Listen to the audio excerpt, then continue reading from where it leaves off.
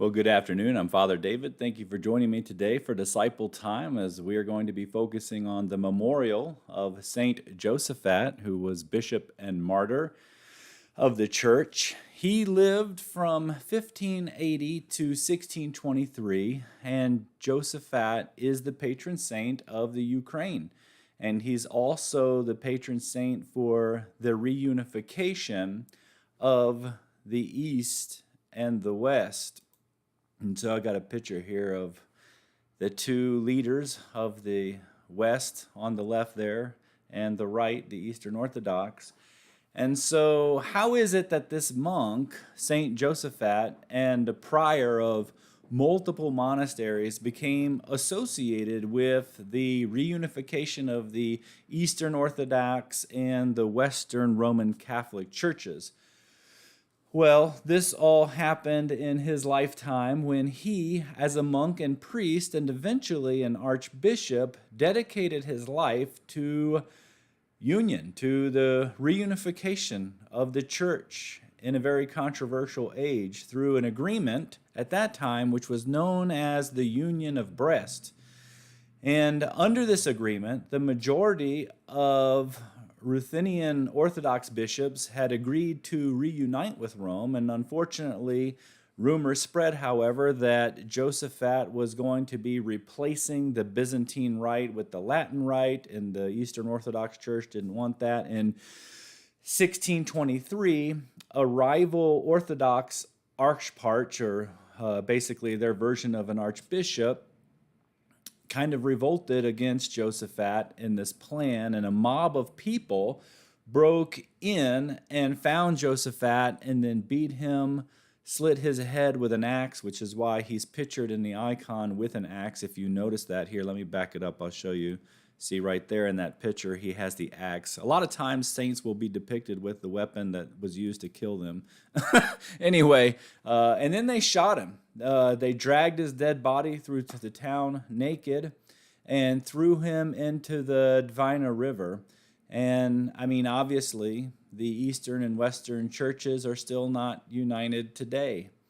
But Josaphat is still invoked as the saint and the saintly example of the spirit of unity in the reunification process. And I think that's something that's worthy of being mentioned. So interestingly enough, the gospel story today from Luke chapter 17 seems to kind of highlight some of the problem with humanity. That is from, or for some people, what you do, it's never really enough. And to be honest, I'm not really that interested in the dynamics of slavery in Jesus' day, because what really grabbed my attention actually from today's reading wasn't the recommendations for the servant. Actually, what grabbed my attention was the prideful stubbornness and self-serving attitude of the master of the house in Jesus' story, which everyone seems to look over.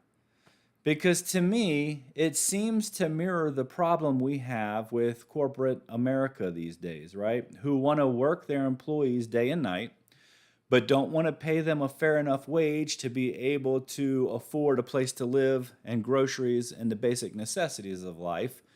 Instead, they want to amass billions of dollars of profit, have the, income variance between the top elite and the normal people about 99% different. And so while the worker is struggling every day, the employer seems to want more and more. And so I don't particularly like this story or the way it exploits the laborer, but that's just me. So here in the gospel, this master's slave, he's been out all day working in the field, and he's probably exhausted. And he comes in, and here in Luke 17, 7 through 8, we read this: "Who among you would say to your servant who has just come in from plowing or tending sheep in the field, 'Come here immediately and take your place at table'?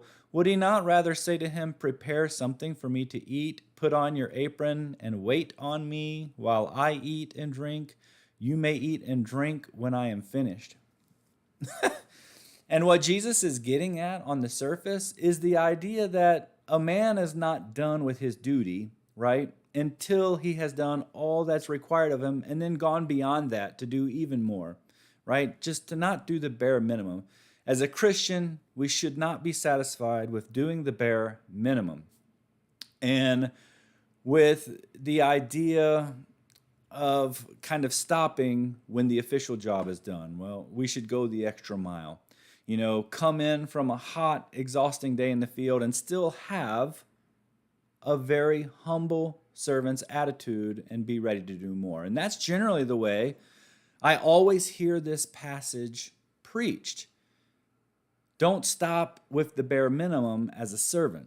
But I don't think this story ends with the contemplation of the servant.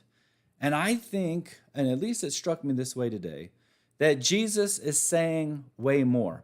And as I began to contemplate this, I wondered if Jesus in that moment wasn't calling out those that see themselves as masters and have a tendency to exploit people for their own gain.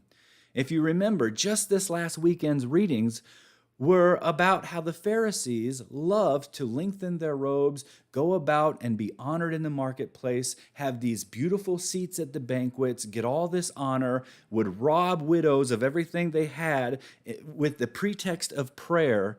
All right, these were the masters, okay? So I think that in this story, sometimes we're missing maybe what Jesus is also saying to the master, right? And those that see themselves as masters, can have a tendency in their desire for gain and recognition and their ego-driven, materialistic desires, they can actually move into the exploitation of people for their own gain. And how that type of attitude destroys a person's ability to enter into the kingdom of heaven. Right? Because it's such a material mindset. And it's only about 10 verses later that we see Jesus is confronted by those same Pharisees, people who Jesus constantly accuses of laying heavy burdens on people with all their rules and observances and being oblivious themselves to the kingdom and how to enter into it. And the humble equality and love and compassion and freedom from oppression that, it represents. And so what does Jesus say? This is what he says in Luke 17, verse 20 to 21. Being asked by the Pharisees when the kingdom of God would come, he answered them, the kingdom of God is not coming in ways that can be observed, nor will they say, look, here it is, or there, behold, the kingdom of God is in the midst of you. He goes on to say in Luke 17, 26, 27, just as it was in the days of Noah, so will it be in the days of the Son of Man. There were eating and drinking and marrying and being given in marriage until the day when Noah entered the ark and the flood came and destroyed them all. And so I think there's a little bit of a call in today's gospel reading for the master to consider how he's treating the servant. I just think that's the case. And so what's my application for today? I think it's this. Be a humble servant. Go the extra mile, if that is the position you're in, right? But also, don't be the exploitive master who misses the kingdom. Instead, be the selfless master who helps others enter into it. Well, that's what I got out of today's readings. I, hope that something in here spoke to you. Have a blessed day. We'll see you next time.